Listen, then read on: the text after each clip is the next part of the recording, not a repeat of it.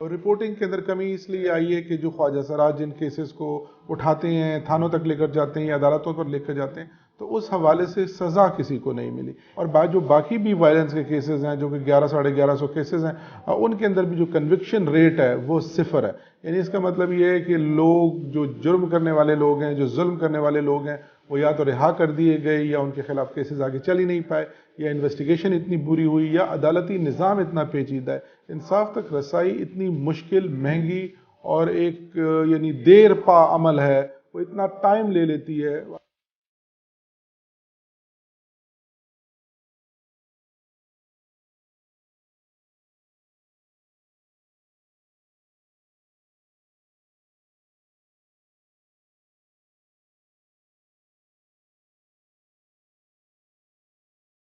मैं कहता हूँ इसमें मेन किरदार जो है वो अदालत का है, पुलिस का है, एफआईआर का है।